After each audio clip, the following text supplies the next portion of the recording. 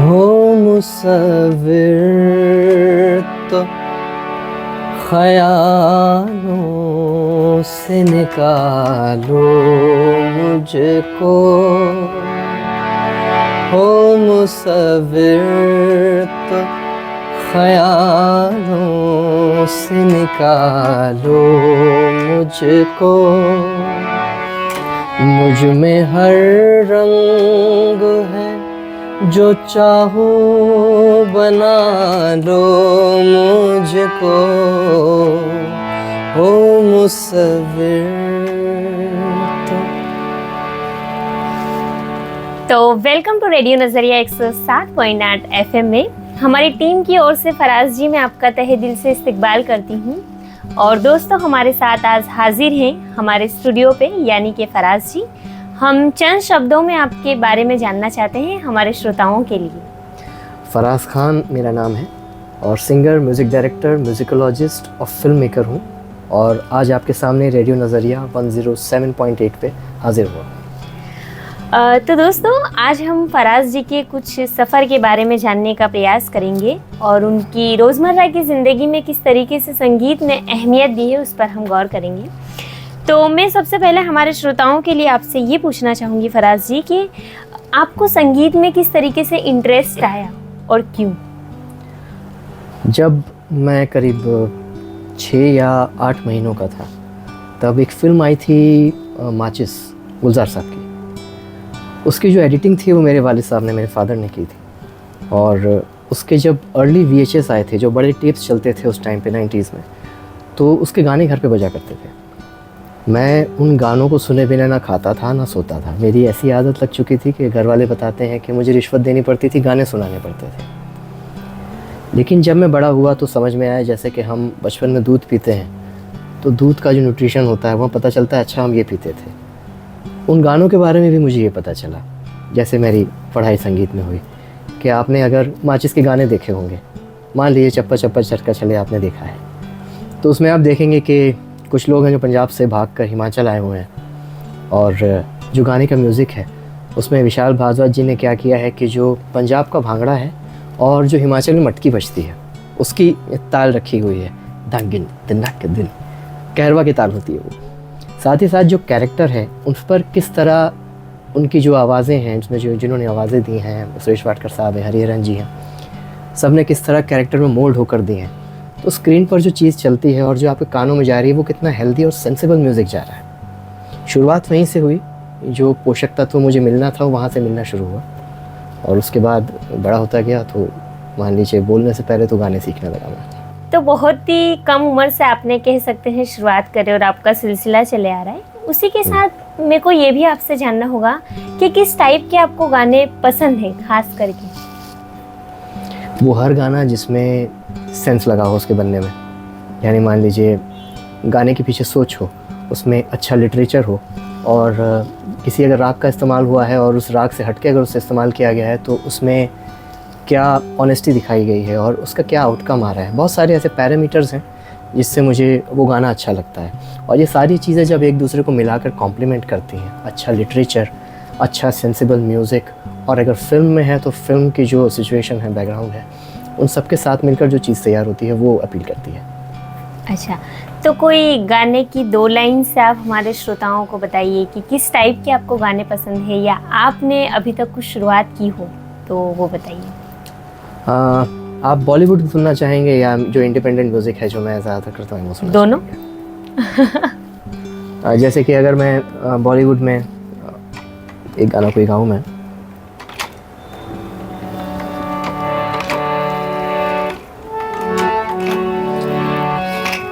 हो नाम गुम जाएगा,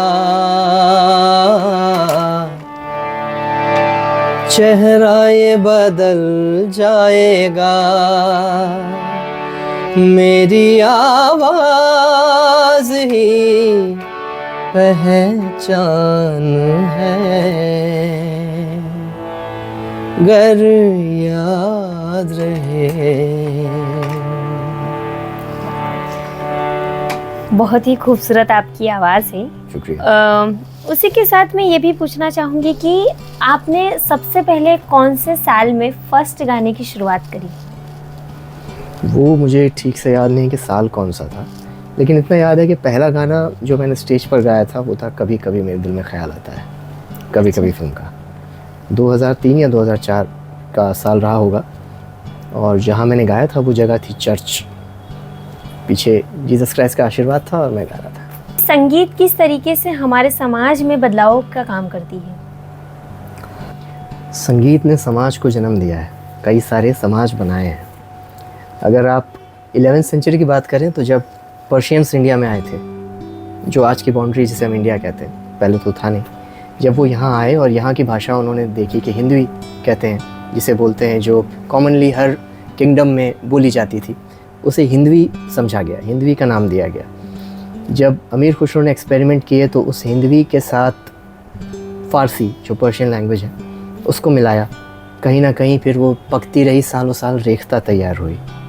रेख्ता धीरे धीरे बाद में उर्दू बनी, संस्कृत का ग्रामर लेकर। फिर वही उर्दू जो कि हिंदवी चली आ रही थी, उसने उर्दू के साथ मिलकर हिंदुस्तानी भाषा बनाई, जिसे आज हम हिंदी कहते हैं। और जो आप मुझसे सवाल कर रहे हैं उसमें इन दोनों ही भाषाओं का मिला जुला है। तो ये भाषाओं को कानों तक पहुंचाने के लिए, हर लोगों तक पहुंचाने के लिए अगर किसी ने काम किया है तो वो संगीत ने किया है। किया अच्छा लिटरेचर उस पर बना, और लिटरेचर में जब संगीत गया है तो ये लोगों तक पहुंचा। और इस तरह से जो आज हम 900 साल बाद यहाँ बैठे हुए जिस भाषा में बात कर रहे हैं, जो हमारे तौर तरीके हैं, वो सब संगीत की देन है। संगीत आपको अपील करता है। अगर संगीत अच्छा है तो अच्छे संगीत के साथ आप जो बात है, चाहे वो कोई लिटरेचर है या पोयम है, उस पोयम का जो संदेश है, अच्छे संगीत के साथ अगर आप लोगों तक लेकर जाएंगे तो अच्छा संगीत उनके दिल में उतरेगा। और संगीत के साथ जो बात है, अगर जो लिटरेचर है, अगर उसमें भी वज़न है, तो दोनों का कॉम्बिनेशन बहुत अच्छा बनता है। वो लोगों के मन में उतरेगा, और मन में उतरने के बाद वो कहीं ना कहीं सोचेंगे। हमारा काम ये होता है कि लोगों को सोचने पे मजबूर करना। हर कोई इंडिविजुअल है, अब हर किसी की अपनी इंडिविजुअल पर्सनैलिटी है, हर कोई अपने आप में पूरा है। तो उन्हें ये सोचने पे मजबूर करना है कि अगर कोई चीज़ गलत है या फिर हमें जो संदेश उनको देना है, वो गाने के ज़रिए तभी जा सकता है जब उस बात को वो सोच सकें कि हाँ, अगर ऐसा है तो क्यों है। एक कलाकार होने के नाते आपकी समाज के प्रति क्या क्या जवाबदारियां हैं, उसके बारे में बताइए। समाज को एक मोरल वे में उनको गाइड करना, मेरे अपनी कला के ज़रिए या कोई भी कलाकार हो उसके ज़रिए। क्योंकि अगर आप मुझे कहें कि मैं अगर इंडियन म्यूज़िक का आर्टिस्ट हूँ या इंडियन रिलेटेड फिल्म बनाता हूँ, जाहिर सी बात है कि वहाँ का कल्चर रिप्रेजेंट कर रहा हूँ। जब वो कल्चर ही अगर किसी वजह से डाउनग्रेड होता है या उसमें कुछ ऐसी चीज़ें आ जाती हैं जो ह्यूमन राइट्स के अगेंस्ट हो, तो मेरी जिम्मेदारी बनती है कि जिस चीज़ को मैं रिप्रेजेंट कर रहा हूँ उस चीज़ पर ये अधिकार भी हो कि उससे अगर किसी तरह से सही राह पर लाना है या उसके एक्टिविज़म में पार्टिसिपेट करना है तो वो करना पड़े। ये हर कलाकार की जिम्मेदारी होती है। आप किसी भी आर्ट की बात करें, कोई भी आर्ट तब तक पूरा नहीं होता जब तक वो एक अपने लिमिट पर आकर रिबेल करना ना सीख जाए। आप अगर लिटरेचर लें तो ऐसा लिटरेचर, इतने बड़े बड़े लिटरेचर्स दुनिया में हैं, आपने देखा होगा हर लिटरेचर ने कहीं ना कहीं समाज के बुरे ढांचे को अपोज किया है, रिबेल किया है। और उसके बाद उस लिटरेचर का फॉर्म आपके सामने आता है, उस फिल्म का फॉर्म आपके सामने आता है या उसका म्यूज़िक आपके सामने आता है, तो वो अलग रूप का होता है। ये इसके मैच्योर होने का प्रोसेस है। Thank you. ओके, तो आपने कौन सा गाना लिखा है, गाया है और आपने खुद ने उसको डायरेक्ट किया है, उसके बारे में बताइए। आओ दुनिया को सिखाएं, ये हमारे घर का होम प्रोडक्शन है। हिंदुस्तान म्यूजिकग्राफ होम प्रोडक्शन का नाम है, और इसके ज़रिए हमने लास्ट ईयर एक गाना रिलीज़ किया था जो कम्युनल हारमोनी पर बेस्ड है। इसके मुखड़ा मैं आपको सुनाता हूँ। आओ दुनिया को सिखाएं हम ऐसा कलाम हो, आओ दुनिया को सिखाएं हम ऐसा कलाम। कोई कहे नमस्ते तुमको, कोई कहे नमस्ते तुमको, फिर तुम कहो वालेकुम अस्सलाम। शुक्रिया।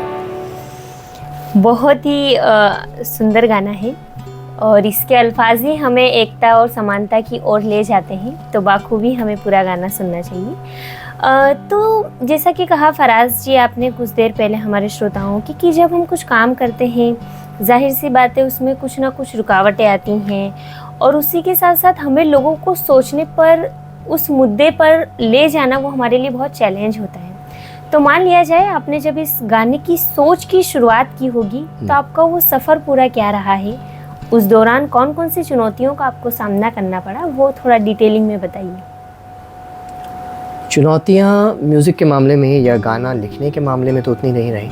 हाँ, चुनौतियाँ अगर शूट करना है तो शूट के लिए हमें फ़ंड्स की ज़रूरत है और जाहिर सी बात है कि जब कुछ ऐसी बात आप ज़्यादातर लोगों के पास ले जाना चाहें तो मेरा ऐसा मानना था कि एक अच्छा प्रोडक्शन आपके सामने होना चाहिए, एक ऐसी अच्छी चीज़ होनी चाहिए कि अगर आप गाना म्यूट करके भी देखें तो आपको मैसेज मिलता रहे। कोशिश यही है इस गाने की वीडियोग्राफी में। और इस गाने की लिखने की कहानी है कि इसको मैंने लॉकडाउन के दौरान शुरू किया था। लॉकडाउन के दौरान कुछ मुद्दे निकल आए थे जो देश की हारमोनी को डिस्टर्ब कर रहे थे, तो उस दौरान मैंने सोचा कि कुछ लिटरेचर ढूंढा जाए और हालांकि जो मैं प्रोग्राम्स करता हूँ उसमें उस चीज़ को ऐड किया जाए। तो मैंने बहुत ढूंढने की कोशिश की, बहुत सारे लिटरेचर को ढूंढा, लेकिन कुछ ऐसा सिंपल शब्दों में नहीं मिला कि जो आज के दौर पे मैं कहना चाहता हूँ। मैं ऐसा नहीं कह रहा कि कोई लिटरेचर है ही नहीं। लॉकडाउन में आप घर बैठे जो ढूंढ सकते हैं आपने बस वही ढूंढा। लाइब्रेरी खंगालने का वक्त नहीं था हमारे पास, तो मैंने लिखने की शुरुआत की। इसका जो फाइनल ड्राफ्ट था वो 1.5 साल बाद जाके तैयार हुआ। कुछ छोटे मोटे चेंजेस इसमें करता रहा, लेकिन जो इसका एक मोटा मोटा स्वरूप आप देखेंगे कि कोई कहे नमस्ते तुमको, तुम कहो वालेकुम अस्सलाम, तो ये शुरुआत के दिनों में हो गया था। अब उसमें आप और डीप रिसर्च करते हैं कि आप जो गाना लिख रहे हैं उसमें जो बात गाने में कह रहे हैं वो कहाँ अगर फैक्चुअली भी मैच की जाए तो मैच होती है कि नहीं होती है। तो उस सफ़र के दौरान भी मैंने कुछ चीज़ें उसमें ऐड की, सब्सट्रैक्ट की, तब जाके वो गाना तैयार हुआ। अब ये गाना आप अगर एक आर्ट पीस की तरह समझते हैं, आप आर्ट पीस समझ सकते हैं, या अगर फैक्चुअली इसे टैकल करना चाहें कि क्या सच में इस गाने में जो अंतरों में जो मैंने बात कही वो सही है, तो वो भी कर सकते हैं। अच्छा, जैसे आपने कहा कि कोई लॉकडाउन के टाइम आपको ऐसा फील हुआ, ऐसा महसूस हुआ आपको कि कुछ लिखना चाहिए, तो वो जो आपकी फीलिंग थी और जो आपकी सोच थी वो क्या थी जो आपको एकता के ऊपर गाना लिखने पर मजबूर करी हो? मुझे नहीं लगता कि दूध को दूध कहने के लिए कुछ फील करने की ज़रूरत होती है। आपके सामने अगर कोई चीज़ गलत है, अगर कोई दूध को पानी कह रहा है तो करेक्ट करना आसान है। वो मानते नहीं जल्दी तो अलग बात है वो, लेकिन कोई ऐसा इंसिडेंट नहीं है, कुछ ऐसा वो नहीं है कि जो मुझे मजबूर करे सोचने पर। मैं जो रिसर्च करता हूँ म्यूज़िक में और म्यूज़िक के डेवलप होने में, म्यूज़िक के लिटरेचर के साथ डेवलप होने में, ऐसे बहुत सारे हिस्टोरिकल इवेंट्स के अक्रॉस में आया हूँ जिससे ये आराम से साबित किया जा सकता है कि जो आज इतिहास बताते हैं वो क्या है, और जो एक्चुअल इतिहास पढ़ा है मैंने और जो देखा है इसका इम्पैक्ट आज हम संगीत में भी देखते हैं, वो एक्चुअल इतिहास क्या है। तो दूध को दूध कहने में मुझे नहीं लगता कि कुछ सोच मजबूर करेंगे।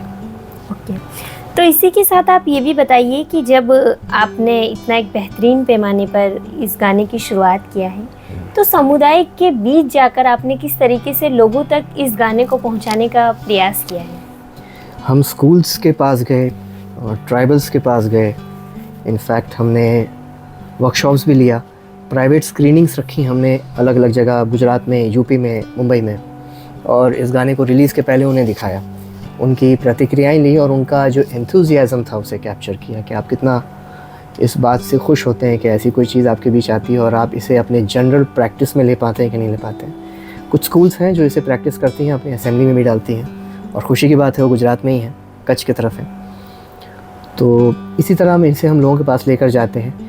इसके अलावा गाना तो खैर 4 मिनट 6 मिनट का है, लेकिन इस गाने के पीछे जो सोच है उसको बताने के लिए थोड़ा वक्त चाहिए होता है। तो मान लीजिए कि कभी अगर वर्कशॉप लेना है तो हमने वर्कशॉप भी लिया, और जिस तरह इंटरव्यू आप कर रहे हैं वैसे कई सारे इंटरव्यू भी हुए हैं, तो उसमें इस गाने के पीछे की सोच को विस्तार से बताया गया कि अगर ऐसा है तो क्यों है। और इस गाने के पीछे कितने लोगों ने आपको हेल्प किया है और इसको सपोर्ट किया है पॉजिटिव वे में, उसके बारे में आपके क्या कहना है? बहुत हैं।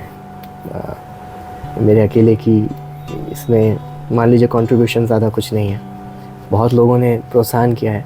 मेरे करीबी की बात करें तो पारुल दांडीकर जी हैं, और हमारे घर से ही कुछ लोग हैं, घर आई मीन मेरे दोस्तों में। देन गुजरात में जो इंस्टीट्यूट्स रन करते हैं, एजुकेशनल इंस्टीट्यूट्स, उनकी भी हेल्प हुई है। अब मैं उनसे पूछे बिना उनका नाम नहीं ले सकता, उन्होंने मुझे मना किया इस बारे में। जी, तो आगे आप इस फील्ड में और संगीत में कलाकार के रूप से आप और कितना आगे बढ़ना चाहते हैं और किस तरीके से लोगों तक ये बातें और आपकी जो सोच है उसको फैलाना चाहते हैं? गाना एक लौता काफ़ी नहीं होता किसी की सोच बदलने के लिए। बिल्कुल। जब किसी चीज़ को ठीक करने में, बनाने में जनरेशन्स लगती हैं और उसको झटके में तोड़ दिया जाता है, तो आप सोचिए कि 1857 के बाद से आज 2024 तक सिर्फ तोड़ा ही जा रहा है। इसको बनाने में कितना टाइम जाएगा, आपको अंदाज़ा नहीं कितना वक्त लगे, कितनी जनरेशन्स लगे। आप बस अपना कंट्रीब्यूशन देते चले जाते हैं साइड बाय साइड। कि अगर आप म्यूज़िक में हैं तो म्यूज़िक में आपको लगता है कि कोई चीज़ लोगों तक जानी चाहिए, आप उसे बनाकर लोगों तक पहुंचा देते हैं। फिल्म्स में हैं आप तो ऐसी फिल्म्स भी आप बनाकर लोगों तक पहुंचाते हैं। तो अपना काम तो करते रहना है।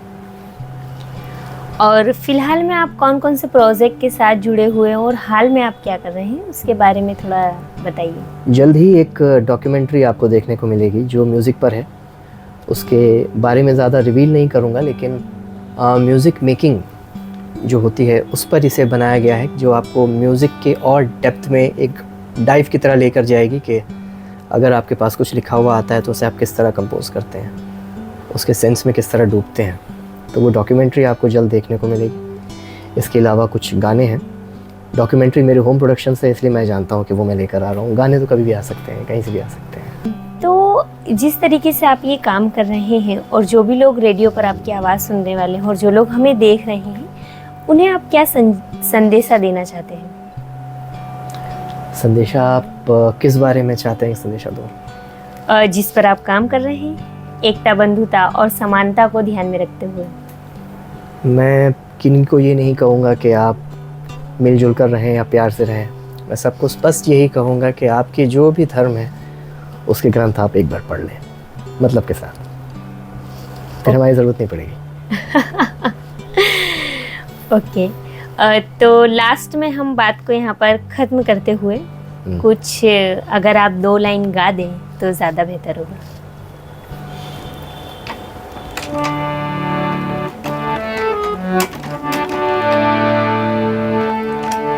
जिंदगी क्या है जानने के लिए,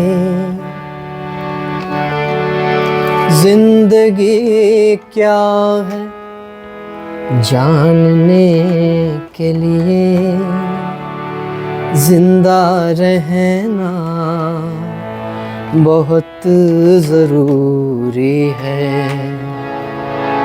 आज तक कोई भी रहा तो नहीं।